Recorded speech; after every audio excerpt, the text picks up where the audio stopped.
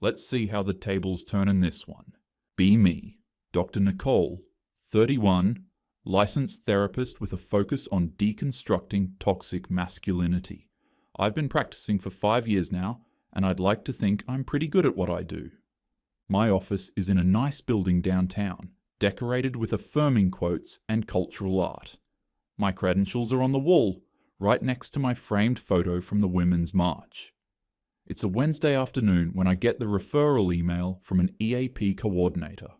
New client, Marcus Wright, 28, referred for workplace conflict and communication issues with female colleagues. The notes mention he was dismissive during HR sensitivity training and refused to acknowledge problematic behavior. I feel that familiar spark of purpose.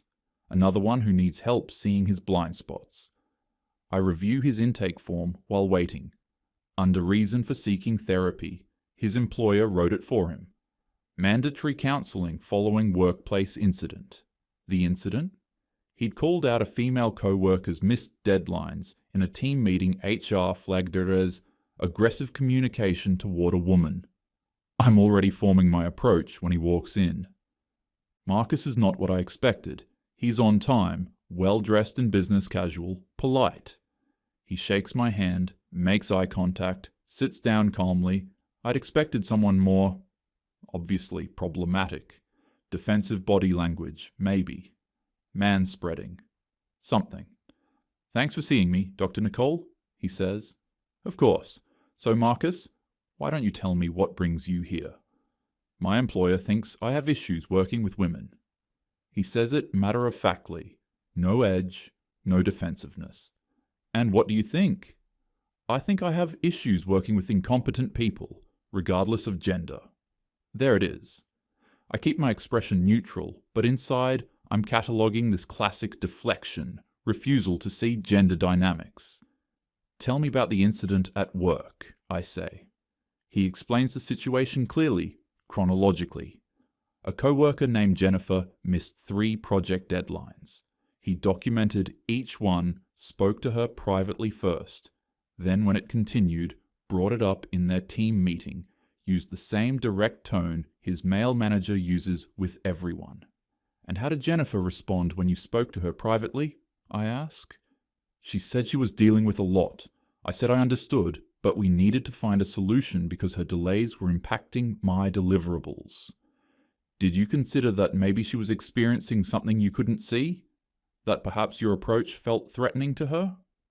Marcus tilts his head slightly. I considered that she's an adult professional who agreed to deadlines and didn't meet them. Should I have just accepted project failure? I shift tactics. Let's talk about your relationship with women more broadly. Growing up, what messages did you receive about women? My mom's a surgeon. My sister's an engineer. They're both more successful than me. He pauses. Is that the answer you're looking for? I'm not looking for any particular answer, Marcus. I'm trying to understand your perspective. Right.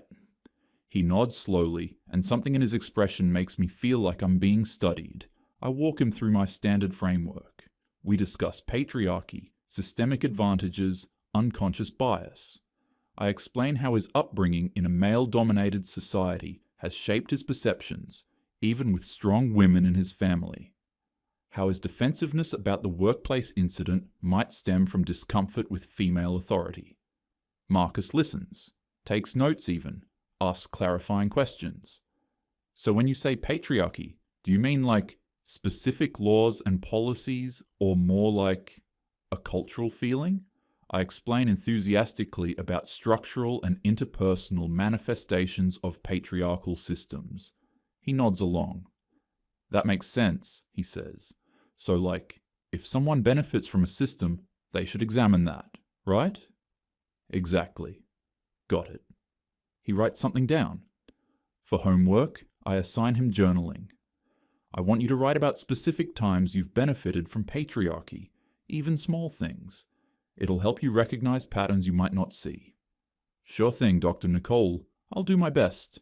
He thanks me, books the following Wednesday, and leaves. After the door closes, I text my friend Maya, who practices in the office next door. Just got a textbook case. court-mandated toxic masculinity. He's resistant, but trying to hide it. This'll be interesting. She responds with a flexed bicep emoji, and you got this. Break through that wall. I save Marcus's file, feeling energized. This is why I do this work. Session 2, the following Wednesday. Marcus arrives on time again with a small notebook. I did the homework, he says, opening it. I settle in, ready to unpack his realizations. Great. What did you discover? He reads from his journal, Times I've benefited from patriarchy. 1. I'm expected to pay for all dates, even when women earn the same or more. 2. I'm expected to approach women first and risk rejection while they wait to be chosen. 3. When I called a domestic violence hotline after my ex hit me, they asked what I did to provoke her. 4.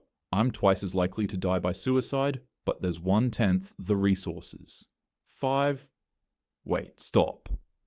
My smile fades. Those aren't examples of benefiting from patriarchy. Those are false equivalencies? He looks up.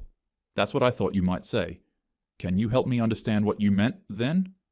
I want to do this right. I explain again, more carefully this time, about systemic advantages, institutional power, wage gaps, representation.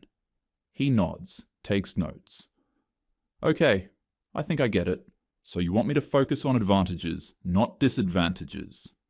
Yes, exactly. Got it. I'll redo it for next time. There's something in his tone I can't quite place. Compliant, but not quite. Like he's playing a game I'm not aware of. Marcus, can I ask, how are you feeling about our sessions so far? They're interesting. You're very educated. How long have you been practicing? 5 years. I did my graduate work focused specifically on men's issues and modern masculinity.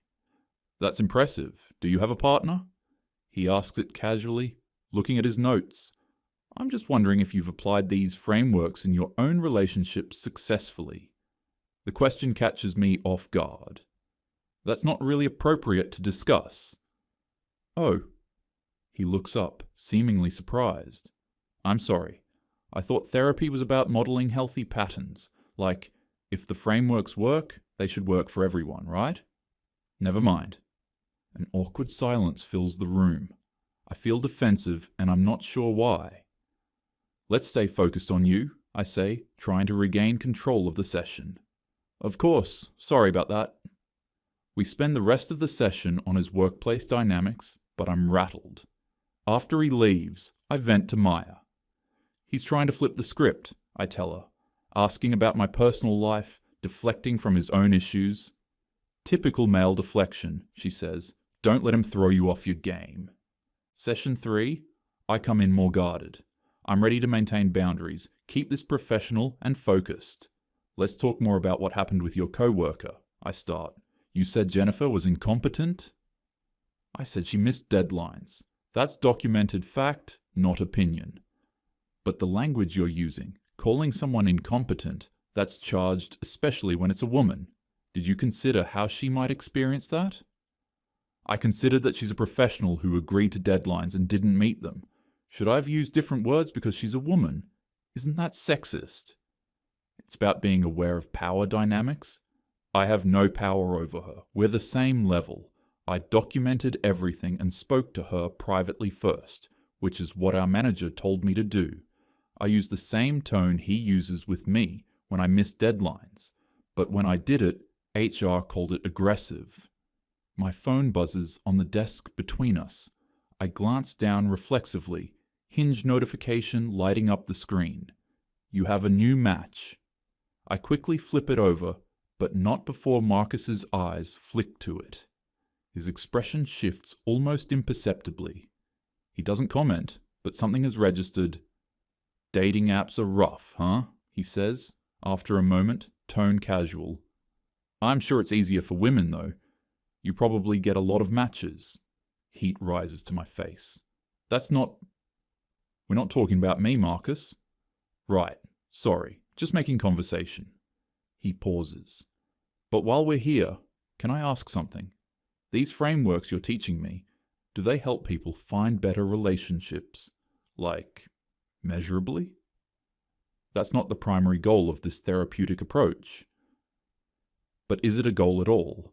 Because if I'm supposed to change how I think about women and dating and relationships, it'd be helpful to know if it actually works. I feel myself getting flustered. This is about helping you develop healthier perspectives. Sure, but what does healthier mean if it doesn't lead to healthier outcomes? The session ends with me feeling like I'm arguing instead of guiding. This isn't how this is supposed to go. Session 4. It's early evening, my last appointment of the day. I'm tired, and if I'm honest with myself, I've been dreading this session all day. Marcus walks in, but something's different. He sits down and looks at me with this expression, not hostile, but evaluating. Like he's made a decision about something I try to start with my usual opening. So Marcus, how is your... Can I be honest about something? He interrupts gently. Of course, that's what we're here for. This isn't really therapy. You're trying to change my beliefs, not help me. My stomach tightens. That's not true. I'm helping you recognize harmful patterns. Patterns you've decided are harmful because they don't match your worldview, Dr. Nicole. You diagnosed me before I even walked in here. Nothing I've said has changed your mind because you're not actually listening. I have been very open to hearing your perspective. You've been trying to fix what you think is broken, but what if I'm not broken? He leans back, and his calmness is somehow more unsettling than if he were angry. I've been watching you for 4 sessions now. Watching me? You check your dating apps between clients. I can hear the notifications in the waiting room. You've mentioned 3 failed dates in passing during our sessions. The guy who didn't text back, the one who wasn't emotionally available, the one who was intimidated by your success. Your screensaver is you at a women march, alone, no partner in the photo. My hands go cold. You're way out of line. Am I? Or am I just doing what you ask me to do? Recognize patterns? He continues, voice level. Here's what I see. You're lonely. You're frustrated that the men you want don't want you back, or don't want you the way you want to be wanted. And instead of looking inward, you've professionalized your resentment. How dare you? My voice is shaking now. You get to sit here, tell men like me that we're the problem, collect your copay, and feel morally superior about it. But it's not working, is it? You're still alone, still swiping, still disappointed. I stand up. Get out. See? The moment someone challenges your framework, you shut down. That's not therapy, Dr. Nicole. That's ideology. He stands too, but he's not done. You want to know what I really wrote in that journal? I wrote about how the women who talk the most about toxic masculinity seem to be the most toxic in relationships. They say they want evolved men, emotionally available men, men who respect women. But what they actually swipe right on, what they actually respond to, are the same confident, successful, traditionally masculine men they claim to hate. Then they wonder why they're unhappy. Tears are starting, and I hate myself for it. You need to leave, now.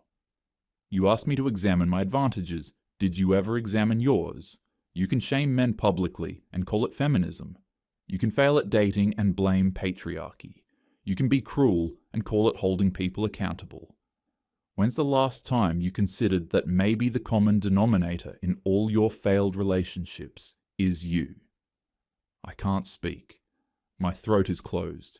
You can't help anyone else figure out their life when you haven't figured out your own. He moves toward the door, stops. I came here for help with a workplace problem I'm leaving, understanding why I was really sent here. Not because I did anything wrong, but because I didn't submit to someone's authority the way they expected, and that someone happened to be a woman. That's not... It is, though, and deep down, you know it. He opens the door. I hope you figure it out, Dr. Nicole. I really do, because you're smart and educated, and you could probably help a lot of people if you stopped trying to win an argument and started actually listening. The door closes softly behind him. I sit back down. My hands are shaking so badly I have to clasp them together. Tears spill over, and I let them. Everything he said is echoing in my head, and the worst part, the absolute worst part, is that I can't immediately dismiss it. I drive home in a fog. My hands are still shaking on the steering wheel. When I get to my apartment, I pour a large glass of wine and open my laptop. I'm going to document this. File a complaint. This was inappropriate, hostile, a violation of the therapeutic relationship. I start typing, client displayed hostile behavior during session 4, engaged in inappropriate personal attacks, violated professional boundaries through surveillance of therapist's private... I stop. Was it surveillance? Or was I just careless? Unprofessional? I delete the paragraph, open Instagram instead, scroll through my own posts from the past month. Screenshots of bad dating app conversations with commentary about men's emotional unavailability. A quote. Graphic. If he wanted to, he would. A repost about weaponized incompetence. Another repost about how patriarchy damages men too. But it's not women's job to fix them. I look at my dating apps. 3 active conversations. Guy 1. So what do you do for work? Me. I'm a therapist. I help people unpack their conditioning. Guy 1. That sounds intense. Ha ha ha. Do you ever just relax? Me. I relax plenty. Maybe read about emotional labor sometime. No response after that. Guy 2. Want to grab coffee this week? Me. I'm pretty busy with clients. Maybe in a few weeks. Posted an Instagram story the same day. Why is it so hard to find genuine connection anymore? Guy 3. I know this might sound traditional, but I really like when a woman lets me take the lead on planning dates. Me. 3 paragraphs about patriarchal dating scripts and why that mindset is problematic. Guy 3. Unmatched me. I close the apps, finish the wine, pour more. I need to talk to someone. I call my brother David. He's younger than me by 3 years, married to his college girlfriend, works in tech. Hey, what's up? He sounds happy. I hear his wife laughing in the background about something. I had the worst session today. This client completely attacked me. Attacked you? Are you okay? Did he threaten you? No. Not like physically. He said all this stuff about me. About how I'm single and bitter and using therapy to work out my own issues with men.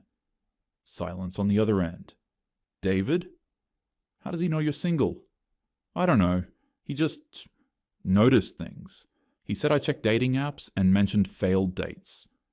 Did you mention your failed dates in therapy sessions? I mean, maybe in passing, but that's not the point. Nicole, that's super unprofessional. Whose side are you on? I'm not on anyone's side. I'm just saying, if he picked up on that much, maybe you were sharing more than you realized. What else did he say?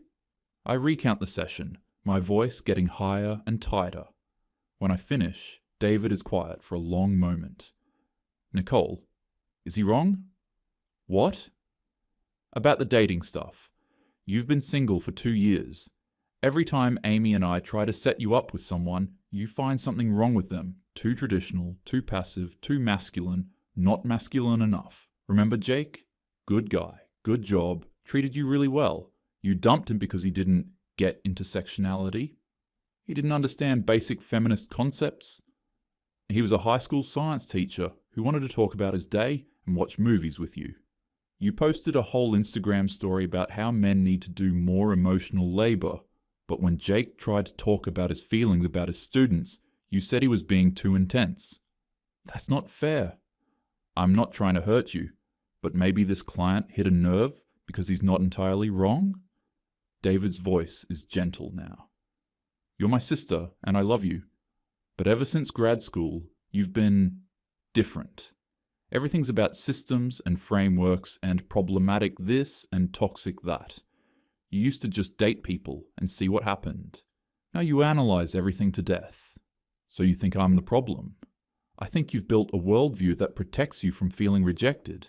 If the guy doesn't work out, it's because he's not evolved enough. Not because there was just no connection. That protection is keeping you stuck. I hang up. I don't mean to. I just do. Sit alone in my apartment. Look around at my space. Feminist theory books on every shelf, my credentials framed on the wall, that Women's March photo, my laptop still open to the complaint I can't finish writing. I open Marcus's file again. Read his original intake form. His actual words. I don't think I need therapy. I think I need my employer to care about competence instead of optics. My notes from that first session. Classic toxic masculinity presentation, resistant to self-examination. Believes he is being unfairly targeted, needs deprogramming. Deprogramming. I close the laptop and put my head in my hands.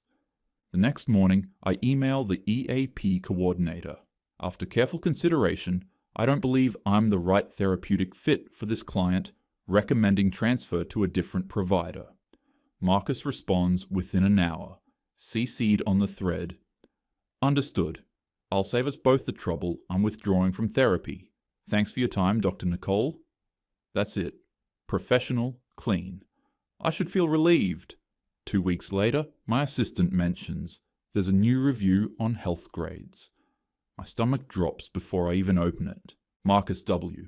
1 star, 1 star, 1 star, 1 star, 1 star. Dr. Nicole is not practicing therapy, she's practicing ideology.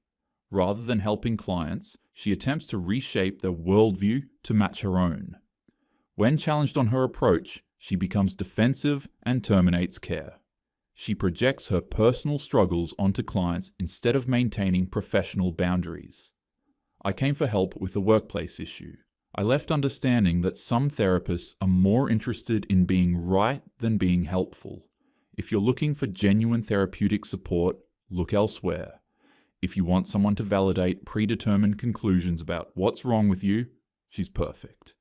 The irony is that she advocates loudly for emotional intelligence and self-awareness, yet demonstrates neither. Maya sees it, comes to my office. Oh my God, Nicole, that review is total bullshit. Want me to report it? That's clearly retaliatory. What if it's not? She stares at me. What? What if he's not entirely wrong? Sarah, he's a toxic client who couldn't handle being challenged on his... Or I'm a therapist who couldn't handle being challenged on mine. I look at her. Maya, when's the last time any of our toxic masculinity clients actually got better? We just keep confirming what we already believe about them. You're tired. It's been a rough couple weeks. My brother said the same things Marcus said. Are they both wrong? Or am I missing something I don't want to see? She leaves, looking uncomfortable. That evening, I sit in my apartment and open my dating apps. Delete the conversation where I was condescending about someone's career. Delete the one where I said I was too busy, then posted about being lonely. Delete the one where I lectured a stranger about patriarchal dating scripts. Open my Instagram drafts. There's a post I wrote earlier. Reminder, if a man feels threatened by your success, he's not your person. Keep your standards high, queens. I read it 3 times. Save it as a draft. Don't post it. Open Marcus's session notes again. Watch my handwriting get tighter, more defensive with each entry. See his documented workplace issue. Reasonable, evidenced, legitimate, buried under my notes about his problematic worldview and resistance to growth. I open a new document. Type. Note for supervision. I terminated a client who challenged my approach. I'm not sure I made the right call. I'm not sure about a lot of things anymore. Stare at it. Delete it. Pour wine. Sit in the silence of my apartment. My phone doesn't buzz. No notifications. No matches. No messages. Just me, my credentials on the wall, and the growing suspicion that I've built a framework that makes me feel right while keeping me alone. He was supposed to be the broken one. Alright, this one's going to be divisive. I can already feel it. Ashley, what's your reaction? Okay, so honestly, I was kind of on Nicole's side at first. Like, this guy shows up to mandatory therapy after HR flagged him, and she's supposed to just not address his workplace behavior? Wait, hold on. What workplace behavior? He documented a co-worker missing 3 deadlines, talked to her privately first, then brought it up in a meeting. That's not behavior, that's doing his job. Yeah, but the way he talks about it. I have issues with incompetent people. That's pretty aggressive. He said she missed deadlines. That's documented. Is he supposed to say, Jennifer is amazing, but also can't meet a single deadline? At what point is honesty allowed? Okay, fair, but Nicole's a therapist. Isn't it literally her job to challenge people's perspectives? That's what therapy is. There's a difference between challenging someone and trying to reprogram them. She wrote needs deprogramming in her notes before he even sat down. That's not therapy. That's an agenda. Okay, yeah, the deprogramming thing is weird. But wait, the homework assignment. When he listed how patriarchy affected him and she shut it down, I was actually with him there. You can't ask someone to examine systems and then say, no, not like that. Right? That's when you see what she actually wants. She doesn't want examination. She wants confession. She wants him to validate her worldview. But okay, devil's advocate. What if Marcus was being manipulative? He's watching her dating app notifications, tracking what she says, building a case against her. That's kind of creepy. Or she was unprofessional and he noticed. The dating app went off during the session. She mentioned her failed dates multiple times. He didn't hack her phone, she just wasn't maintaining boundaries. Oof. Okay, when you put it that way. I had a therapist once who kept bringing up her ex-husband, and I remember thinking, should you be in the chair right now? This is giving me that energy. Exactly. And here's the thing. Marcus tried it first. Did the homework, asked clarifying questions, played along. But when it became clear she wasn't trying to help him, just convert him, he called it out. The session 4 call-out, though, you've professionalized your resentment? That's brutal. Even if it's true, is that appropriate to say to your therapist? Is it appropriate for a therapist to check Hinge mid-session, to rant about her dating life to a client? She broke professional boundaries first. He just named what was happening. Yeah, okay, you're right. The brother phone call got me too. David was trying so gently, and she just hung up on him. Because hearing him means admitting she's been wrong about everything. Her dating approach, her therapy approach, her whole framework. That's terrifying. But the review he left was pretty harsh, though. Couldn't that ruin her career? Was it harsh or honest? He said she practices ideology, not therapy, projects her issues, can't handle being challenged. All of that happened. That's not retaliation. That's warning people. I guess. I'm just used to the client attacks therapist being the villain, not the guy making a fair point. Sometimes the person with the credentials is the one who needs the wake-up call. Nicole built this whole identity around fixing broken men. Meanwhile, her own life is falling apart and she's blaming everyone else. God, that's depressing. Do you think she actually changes after this? The ending leaves it open. She's questioning herself, which is a start, but questioning isn't the same as changing. That takes more than one bad session and a glass of wine. Fair. Okay, I'm Team Marcus, but I feel a tiny bit bad for Nicole sitting there alone realizing her whole worldview might be wrong. You can feel bad for someone and still recognize they needed to hear it. And if you made it this far, be sure to smash that like button and subscribe. See you in the next one.